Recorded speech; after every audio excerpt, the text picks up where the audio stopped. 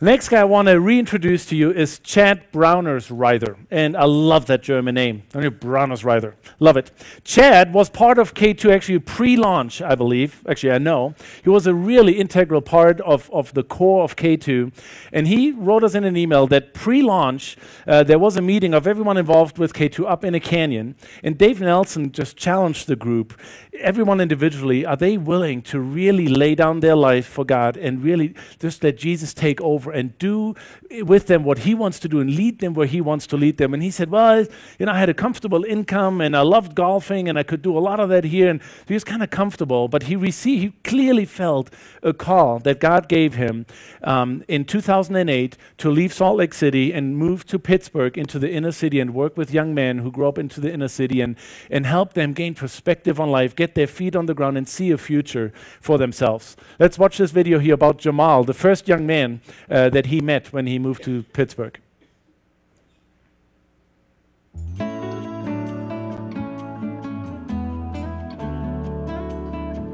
Well, I'm Jamal Bivens. And I'm Chad Braunersreiter. Chad and I met from Urban Impact Basketball, and he was kind of like a great mentor to me. He's always been there for me. He just called me out of nowhere, and I'm like, who's this guy calling me? And then he just told me that his name was Chad. I met him in the fall, like he said, for a basketball program. And well, this relationship is important to me because Mel's, I've always liked Mel from that first time we had our conversation. There was when you have a bond with someone, and I can't tell you how that bond works or not, but there was something there.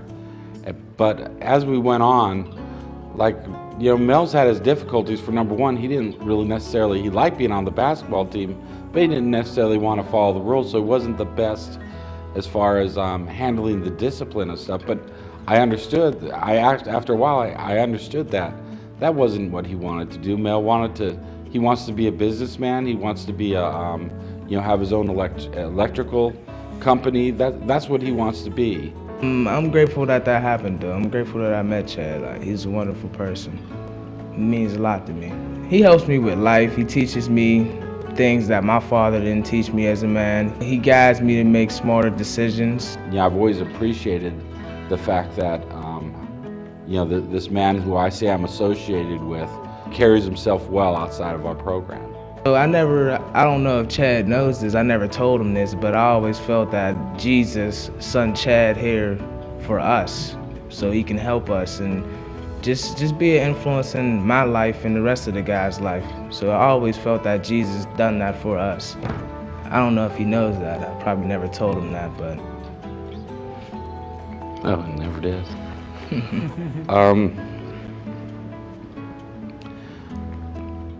Wow. I think that Urban Impact is a wonderful program that they have for students or children or whatever age. It helped me a lot. I just want to say that I love you, man. All right, man.